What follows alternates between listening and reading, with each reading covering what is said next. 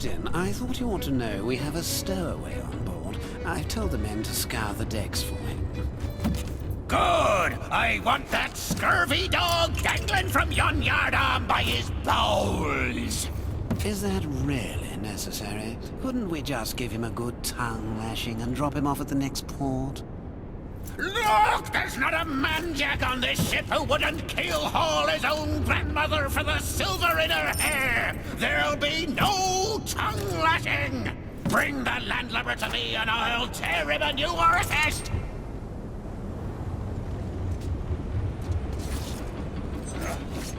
Most of the crew seems to be under the control of a few officers. Without them, they'd be like headless chickens.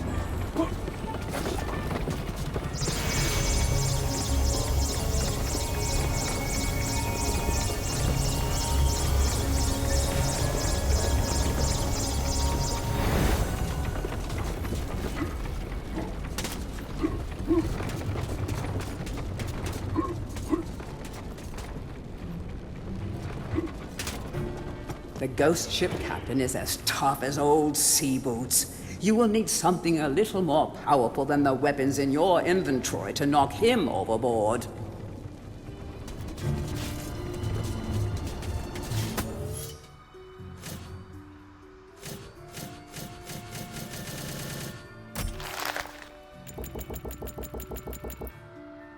This feather-brained flock isn't good for much, not even shadow demon food.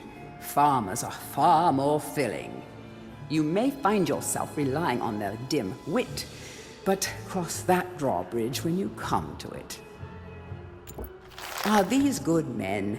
Their farmyard toil puts food on the plates of the nation, but at what price? Could mutant pumpkins be the result of forcing innocent pumpkins to consume their fleshy brethren? Does safeguarding one's crops justify deployment of homicidal scarecrows? Who will speak for the wolves? Save them, or don't. It's up to you. Wise King Peregrine, they used to say. But seriously, this guy sent his entire army to battle the undead led by you. Does that sound like someone wise? Somehow that battle was won. Without you, but it didn't really help King Peregrine. He died a few days later after choking on a Brussels sprout. They say his ghost lingers still in the haunted ruins, that he paces the halls late at night, coughing up sprout chunks. I think this story proves beyond a doubt that no one should ever eat Brussels sprouts. Birds only like one person in their life. For some reason, this one likes Dan. This scavenger saw a corpse meal and instead found a friend. What a lovely way to meet.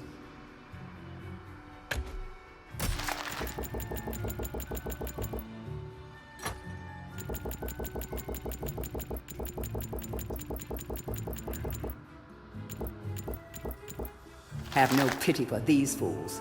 They were once Galamir's most heinous criminals, as fearsome in life as they are now in death. What a world we live in, where the guilty execute the innocent. These slow-moving busybodies are like so wrapped up in themselves. Once Galamir's elite, they now walk alongside the common corpses. Death brings everyone together. This mean-spirited snake was always viewed as the lesser serpent's sibling. It was always Kolkatura this and Kolkatura that. Well, if no one wants to worship him, let there be no worshippers at all. These brain-dead bodyguards still defend King Peregrine. Don't tell them of his passing.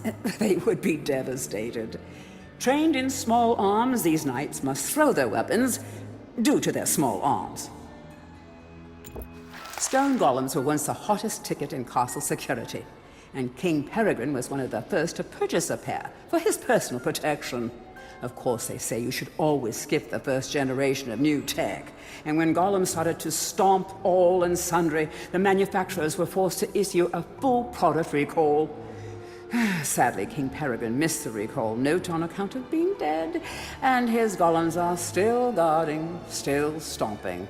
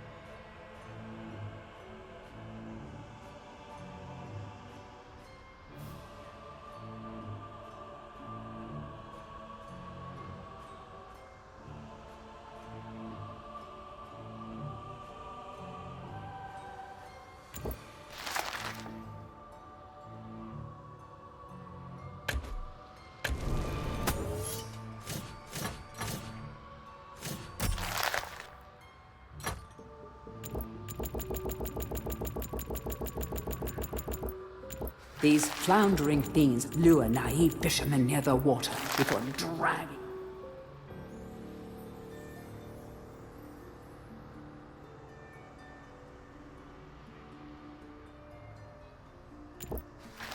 The pirate captain's right-hand men, despite their lack of right hands.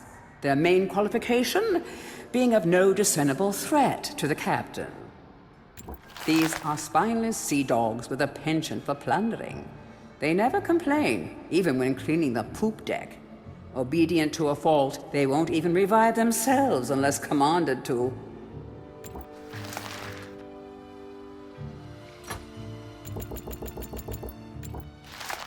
Perhaps the last remaining dragon? A fearsome, indomitable beast with absolutely no vulnerabilities, apart from that one cranial fracture he sustained from waking up with a start and banging his head on the cave roof. Good thing no one will ever find out about that. Dragons were once hunted for their blood, which is said to grant the power of fire breathing. This particular dragon's solitude stems not from the fear of hunters, but from his crippling social anxiety. Is it really possible to be a ghost, a skeleton, and a pirate? Yes. Not only that, but this Halloween trifecta is so fearsome that he was promoted to captain after just a single mutiny. The other pirates look up to him. Well, he is twice their size.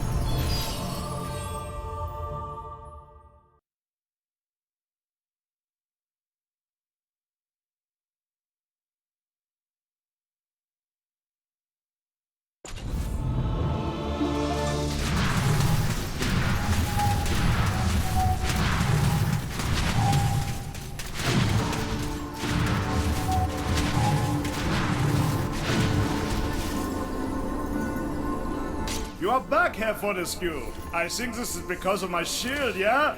But I have something else I can give to you. Something you may find very interesting.